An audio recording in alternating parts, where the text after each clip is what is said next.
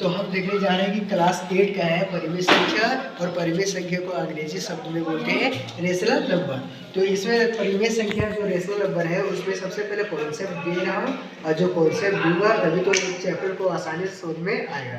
तो चलिए देखते हैं कि कॉन्सेप्ट में सबसे पहले क्या है आपका परिवेश प्राकृतिक संख्या। प्राकृतिक संख्या क्या बोला जाता है? Natural number.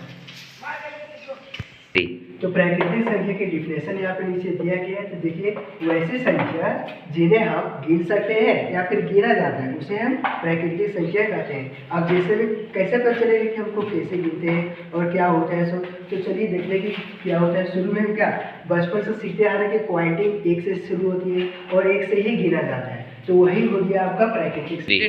1 2 3 4 5 6, इसी तरह डॉट डॉट डॉट डॉट कहाँ तक चलते जाएगा? इनफिनिटी। आगे हम देख भी नहीं सकते, नहीं गिन सकते, वहाँ तक जाएगा ये क्वांटिटी। क्वांटिटी को हम ना गिन सकते हैं और ना ही लिखा जा सकता है। ठीक है, डन। नेक्स्ट कॉन्सेप्ट है पूर्ण संख्या। ये पूर्ण संख्या जिसको बोलते हैं इंग्लिश में होल नंबर। और पूर्ण संख्या सबसे इजी है क्योंकि आप इसके पहले देख चुके हैं कि प्राकृतिक संख्या किसे कहते हैं। प्राकृतिक संख्या जो 1 से शुरू हुई थी उसके 1 से पहले केवल 0 लगा देना है, उसी को पूर्ण संख्या कहलाती है। ठीक है, देखिए डन। तो पूर्ण संख्या होल नंबर जिसको उसका डिफिनेशन यहाँ पे दिया हुआ है। देखिए, प्राकृतिक संख्या शून्य के साथ मिलकर पूर्ण संख्या कहलाती है। अब कैसे पता चलेगा कि कौन सा संख्या शून्य के साथ मिलकर और प्राकृतिक संख्या के साथ शून्य मिलकर कहलाती है? सो तो देखिए, इसके पहले हम देख चुके हैं कि प्राकृतिक संख्या क्या था। 1 था, 2 था, 3 4 5 6 7, और ये इसी तरह डॉट डॉट डॉट कहाँ तक? इनफिनिटी तक जाएगा। ये तो आपका क्या है? प्राकृतिक संख्या वाला एग्जाम्पल है। बट यहाँ पे क्या पूछा गया है? पूर्ण संख्या। पूर्ण संख्या एग्जाम्पल ये क्या है? डिफिनेशन में भी आप देख सकते हैं कि प्राकृतिक संख्या शून्य के साथ क्या, किसके साथ? शून्य। और शून्य का मतलब क्या होता है? 0। तो इसके क्या लग जाएगा? पहले 0 0 0 1 2 3 4 5 6 7, यह क्या इनफिनिटी चल गया। और अगर हम इसको ढक देते हैं तो ये किसका हो गया? ये आपका प्राकृतिक संख्या का एग्जाम्पल हो गया। और ये 0 आ गया, ये क्या आ गया आपका? पूर्ण संख्या।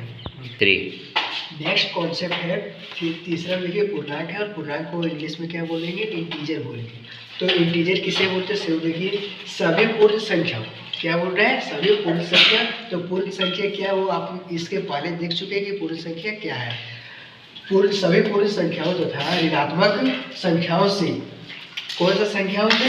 ऋणात्मक संख्याओं से मिलकर क्या हो रहा है? मिलकर बना संख्या क्या कहलाता है? पूर्णांक कहलाता है। क्या कहलाता है? पूर्णांक। अब देखिए कि कैसे पता चलेगा कि पूर्णांक संख्या है। तो क्या हो रहा है? सभी पूर्ण संख्या। तो यहाँ पे देखिए, सभी पूर्ण संख्या, ये क्या पूर्ण संख्या क्या था? पहले 0 1 2 3 4 5, ये आपको पूर्ण संख्या है। उसके बाद क्या बोल रहे हैं? तथा मतलब और भी बोल रहे हैं क्या है? ऋणात्मक संख्या। तो ऋणात्मक संख्या क्या बोलेंगे? माइनस ऋणात्मक, -2 -3, फिर क्या होता है? -4। ये क्या देखिए, इधर से इधर आपका ऋणात्मक है, इधर से इधर क्या आपका धनात्मक है। ये ऋणात्मक है तो लिख देते हैं ऋणात्मक। ये आपका क्या है? धनात्मक। ठीक है, इधर वाला आपका क्या हो गया? ऋणात्मक। इधर वाला क्या हो गया? धनात्मक। और लेकिन अब यहाँ से यहाँ तक अगर देखा जाए, यहाँ से यहाँ तक क्या है आपका? पूर्ण संख्या। क्या है? पूर्ण संख्या। कहाँ से? यहाँ से भाई, यहाँ से लेकर यहाँ तक पूरा। और इधर कुछ भी जा सकता है, इनफिनिट हो जाएगा। इधर भी क्या आ सकता है? देख लीजिए, मान लो जैसे इधर भी इनफिनिट तक ही जा सकता है। ठीक है, हो गया। देखिए, तो नेक्स्ट कॉन्सेप्ट है क्वेश्चन नंबर 4 है। देखिए, क्वेश्चन नंबर 4 में क्या दिया गया है कि परिवेश संख्या क्या है। और परिवेश संख्या को अंग्रेजी में क्या बोलते हैं? इंग्लिश में क्या बोलते हैं? Rational number. तो देखिए, वैसे संख्या जिन्हें हम, देखिए वैसी संख्या जिन्हें हम p/q के रूप में, p/q का मतलब होता है बटा के रूप में। ठीक है ना? तो बटा के रूप में लिखा जाता है। और क्या एक कंडीशन यहाँ पे दिया गया है कि q = नॉट 0। q कहाँ पे है? आपका बटा के नीचे है। ये आपका बटा है और ये क्या है? आपका q है। तो q क्या बोल रहा है? q = not 0। और q क्या नहीं होना चाहिए?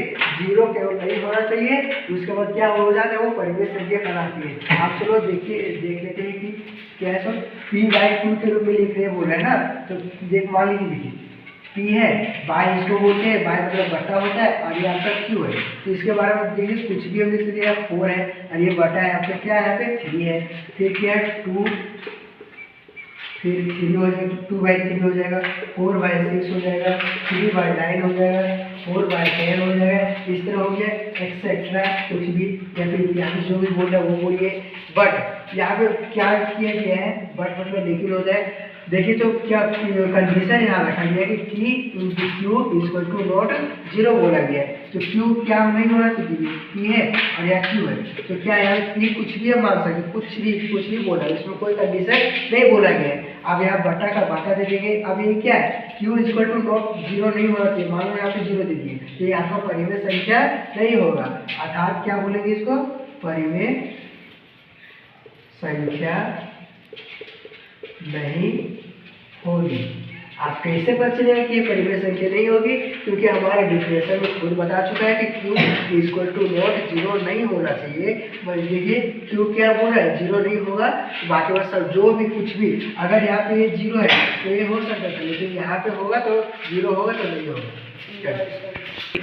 चलिए नेक्स्ट क्वेश्चन है, क्वेश्चन नंबर 5 में धनात्मक संख्या और ऋणात्मक संख्या जो है, देखिए कि धनात्मक तथा ऋणात्मक परिमेय संख्या क्या है। तो इसका स्पेलिंग होता है positive and negative rational number. तो देखिए शुरू में क्या है, अगर धनात्मक संख्या है तो वही शुरू में यहाँ पे बताया गया है कि धनात्मक संख्या। तो धनात्मक संख्या ऐसी परिमेय संख्या, धनात्मक परिमेय संख्या कहलाती है आदि उनके, क्या बोला यहाँ पे देखिए, अंश तथा हर में। तो अंश और हर किसको बोलते हैं वो अभी हम बता रहे हैं। तो अंश तथा हर दोनों क्या होना चाहिए, समान होना चाहिए, धनात्मक या ऋणात्मक। ये क्या है, अगर धनात्मक को बोलते हैं प्लस बोलते हैं और ऋणात्मक को क्या बोलते हैं, माइनस। तो इसका जो साइन होता है दोनों में क्या धनात्मक है तो धनात्मक ही होना चाहिए, दोनों में ऋणात्मक है तो ऋणात्मक होना चाहिए। अब दोनों जो हम बोले, दोनों का मतलब क्या होता है, अंश और हर। अंश में भी धनात्मक है तो हर में भी धनात्मक होना चाहिए, और अंश में अगर ऋणात्मक है तो हर में भी क्या होगा, ऋणात्मक ही होगा। चलो देखिए अब क्या हो जाएगा, ऋणात्मक। अभी आपने पढ़ चुके हैं कि जो धनात्मक तथा ऋणात्मक है, तो धनात्मक के बारे में आप यहाँ पे पढ़ चुके हैं। अब क्या किसका बारी है, ऋणात्मक है। तो वही ऋणात्मक संख्या यहाँ पे देखिए, ऋणात्मक संख्या क्या है, ऐसी परिमेय संख्या ऋणात्मक परिमेय संख्या कहलाती है आदि। कंडीशन दे दिया है यहाँ पर भी, आपका कंडीशन था आदि उनके अंश तथा हर दोनों में क्या होना चाहिए, समान। और क्या समान रहेगा, अगर पॉजिटिव नंबर है, साइन है तो दोनों में पॉजिटिव होना चाहिए, और दोनों में नेगेटिव है तो दोनों में नेगेटिव होना चाहिए। तो ऐसी संख्या को क्या बोलेंगे, धनात्मक परिमेय संख्या बोलेंगे। अब कुछ हल्का चेंज किया गया है। देखिए ऋणात्मक है तो ऋणात्मक पे बोल रहा है कि आदि उनके अंश अभी बताए थे ना, और हर भी बताए थे कि बटा के ऊपर वाला को बोलते हैं अंश और बटा के नीचे वाले को बोलते हैं हर। तो क्या बोल रहा है, अंश तथा हर दोनों के चिन्ह क्या बोलेंगे, उसको साइन जो बोलते हैं, क्या होना चाहिए, एक दूसरे के विपरीत होना चाहिए। विपरीत मतलब होता है उल्टा। आखिर एक प्लस है तो दूसरा क्या होना चाहिए, माइनस। इसका मतलब है अंश अगर माइनस है तो हर क्या होगा, प्लस होगा। अगर अंश प्लस है तो ये क्या होना चाहिए, माइनस होना चाहिए। तभी तो वो विपरीत हो रहा है, ऑपोजिट हो रहा है ना, उल्टा।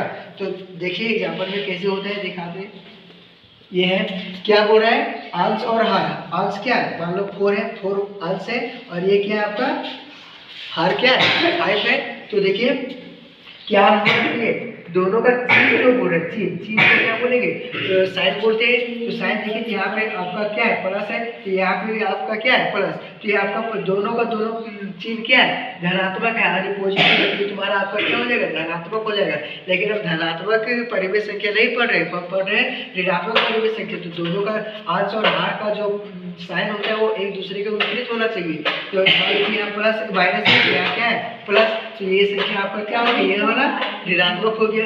इस तरह का बहुत सारी हो जाएगा। 5 है तो -6 हो जाएगा, कुछ भी -6।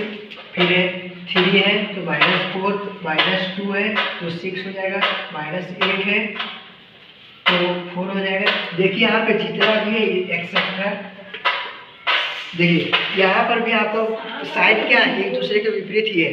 एक माइनस है तो ये प्लस है, ये प्लस है तो ये माइनस है, ये प्लस है तो ये माइनस है, ये माइनस है तो ये प्लस है, ये माइनस है तो ये प्लस है।